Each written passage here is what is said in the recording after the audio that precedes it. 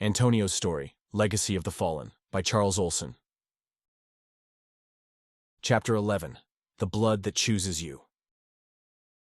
It's 1997, and Antonio is 14. He knocked a man out cold. The guy had it coming. He tried to mug him, maybe worse. Antonio didn't even flinch when he threatened him. He just picked up a broken bottle and let it do most of the work. The rage that drove the bottle, that was his. Mono found him later crouched behind a dumpster, bloody knuckles wrapped in a t-shirt. He looked at the blooded man on the ground and then to Antonio and asked, "What the hell did you do, man?" Antonio shrugged. He started it. Mono looked down at the unconscious man, groaning in the shadows. "Good, he's not dead." Antonio nodded, silent. Mono smiled, pulled a cigarette from behind his ear, lit it, then handed it to Antonio. A siren was blaring somewhere in the distance. Mono looked up and down the street that said, "Let's get out of here." That was the beginning, not of the violence, that came easy, but of something deeper. Mono became more than just a friend. He became the voice in Antonio's ear when his own mother stopped speaking, the hand on his shoulder when the world got too loud, the only one who didn't try to fix him, just kept him moving forward. Carnavales. A few months later, the sky over Panama City exploded in bursts of red, white, and gold, each firework reflecting off the glassy high-rises and the dark waters of the bay. Music thumped from the crowded streets below. Salsa, reggaeton, drunken laughter, blending into a single chaotic heartbeat. Antonio and Mono sat side by side on the rooftop of a crumbling apartment building, their legs dangling over the edge.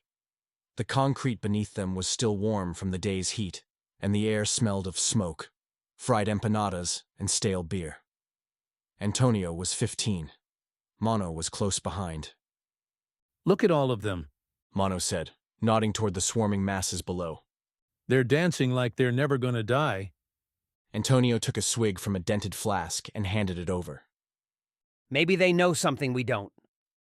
Mono tipped the flask back, the cheap rum burning his throat. He wiped his mouth with the back of his hand. Or maybe they're just too drunk to care. A firework burst overhead, casting jagged streaks of gold across their faces. Antonio watched the embers drift down like falling stars, disappearing before they hit the ground. "You ever wonder what it's all for?" Antonio asked, his gaze fixed on the horizon where the skyline met the sea. Mono chuckled, a low, bitter sound. What? Life?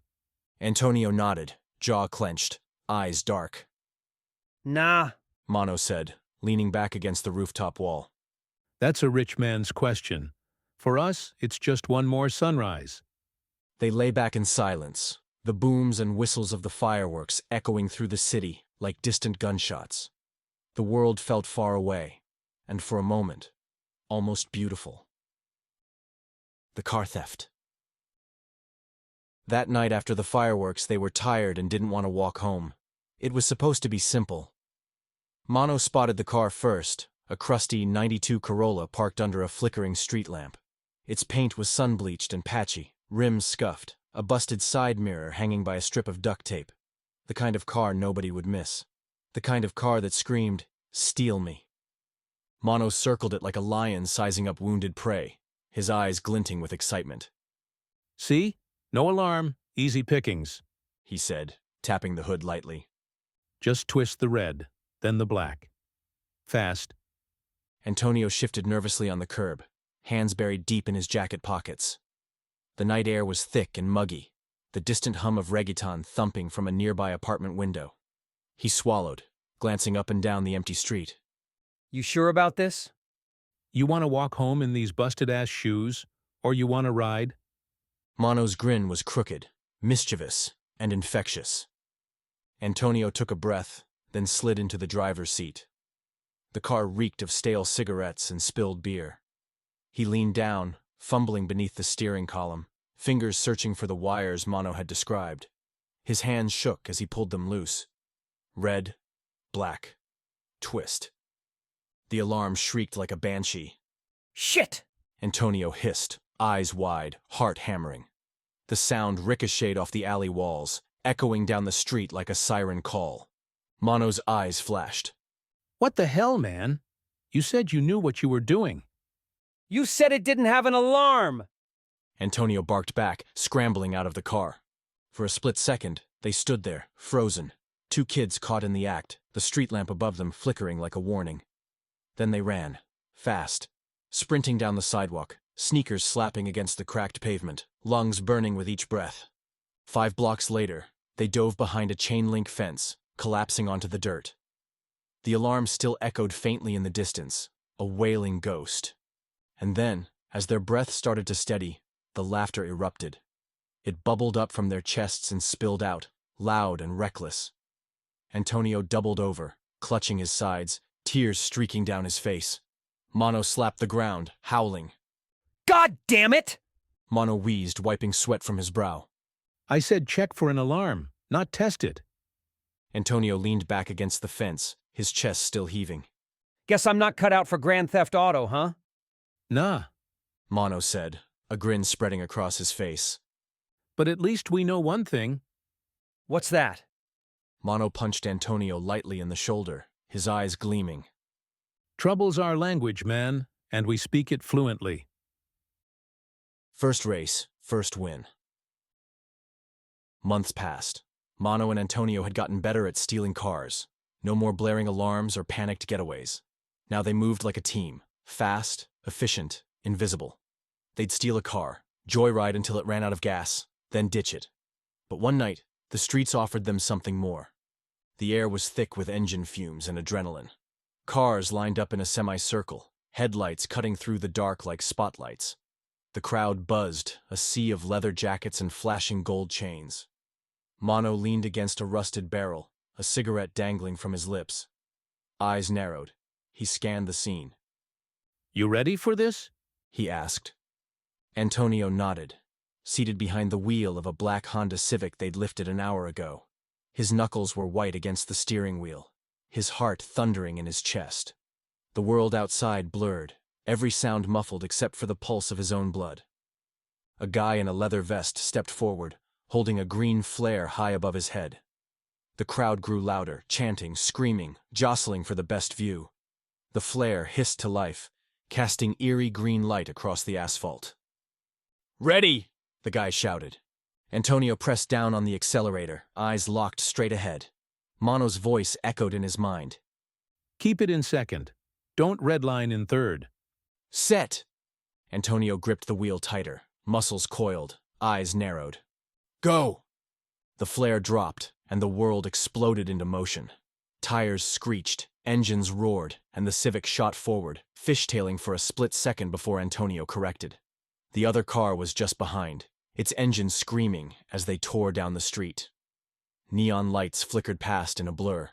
The air was wet and thick, every drop of rain like a bullet against the windshield.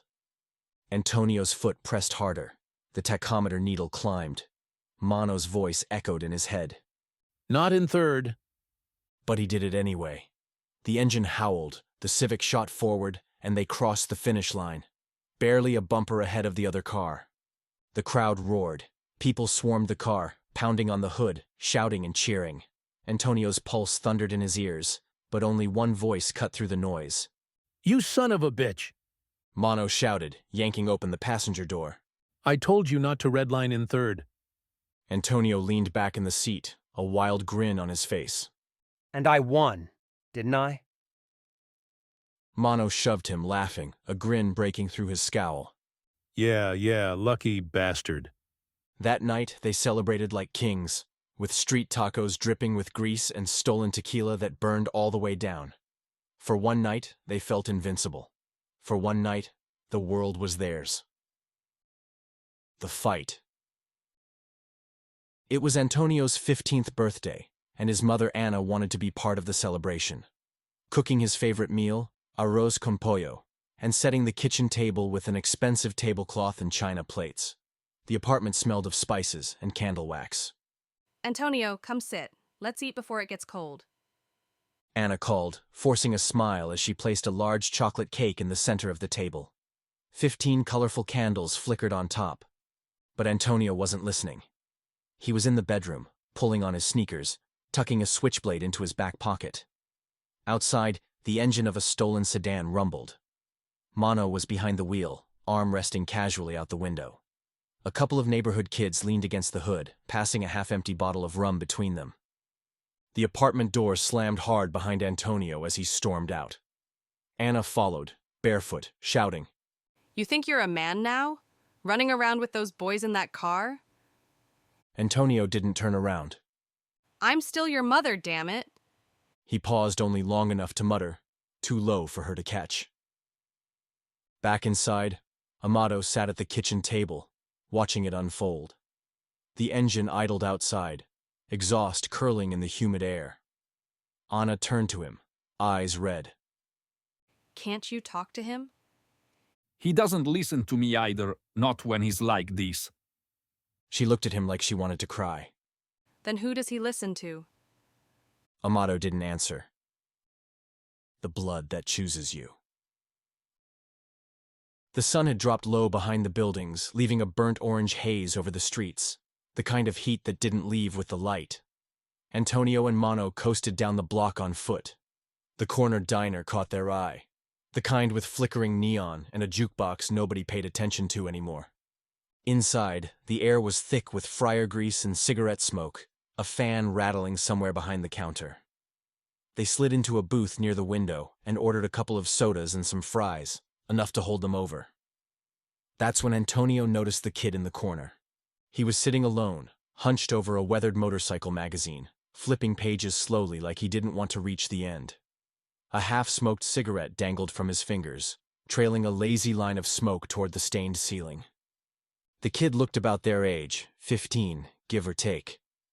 But he carried himself like someone who had been older for a while.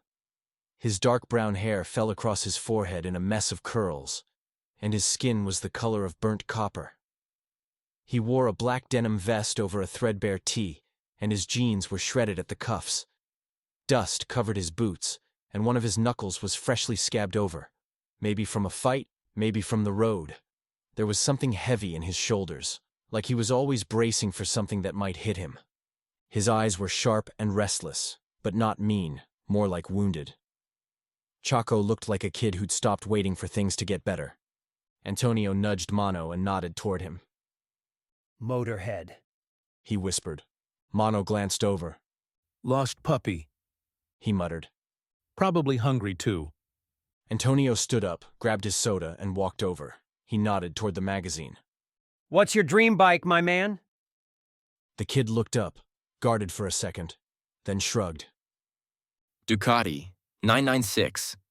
He said flatly, flipping the page to a glossy photo of one. Midnight black, red trim. Thing runs like it's allergic to gravity. Antonio gave a low whistle. Nice. We all got that dream. He slid into the seat across from him, uninvited. Mono followed, dropping into the booth with a lazy grin. I'm Antonio, He said, offering his hand. this is Mono. The kid stared at the hand for a beat before shaking it. Chaco, He said simply. And just like that, without any ceremony, the trio became whole. They spent the next hour swapping stories about bikes they'd never ridden and streets they weren't supposed to be on. Chaco didn't talk much at first, but he laughed at Mono's impression of a traffic cop and opened up a little when Antonio offered him some fries. Turned out Chaco had come to Panama when he was 10. His mom had dragged him here from Mexico to get away from his father, a man who drank too much, hit too hard, and cheated like it was sport. Chaco fought with his mom constantly now, mostly about things he couldn't fix, but he loved her more than he could admit out loud. The street had become his escape, not because he wanted trouble, but because it felt more honest than the silence at home. Antonio knew that feeling. So did Mono. By the time they left the diner, the streetlights had come on, and a new kind of loyalty had taken root between them. This wasn't just friendship. This was blood that chooses you. A year goes by fast.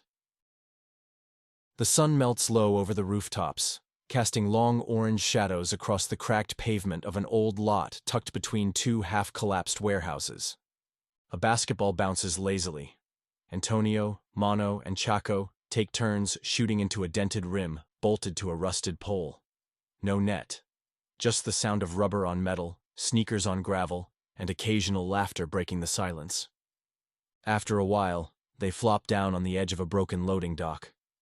They pass around a bottle of warm soda and a cigarette that's almost burned down. Mono was grinning, looking at the sunset. One day, we're gonna look back at this and think, damn, we were stupid. Antonio smiled and responded. We'll say we were free. Chaco smirked and blurted out. Free and broke. Don't forget broke. They sit in silence for a moment. Distant traffic hums like a memory they're not ready to deal with. Chaco was lost in thought, pulling hard on his cigarette while picking at the sole of his boot. Sometimes I think I'll end up on a farm or something. You know, grow corn, maybe raise pigs. Simple life. Mono scoffs, nearly chokes on the soda. You? Please. You'd get bored after 2 weeks and start teaching chickens how to fight each other. Chaco got a big grin on his face. I'd be the cockfighting king of Panama. They all laugh, hard and loud and real. It echoed through the empty lot. Antonio paused, then asked Chaco. So what, man? You really want to be a farmer? Chaco looked over at him. Nah, it's just a thought. Some days it sounds better than dying with a gun in my hand. They all got quiet for a beat. The kind of silence that means more than any words could say. Then Mono said, You know we're not making it to 40, right? Antonio stood up. Not if we stay nobodies. Chaco flicked his cigarette away. It sparks on the concrete as it lands. So we make it count. Antonio sits back down, smiles, and responds. We make it count. They sit there, side by side, backs against the graffitied wall, a trio of boys already marked by the weight of men's decisions. The last bit of sun slipped away behind the buildings, and the lot fell into shadows.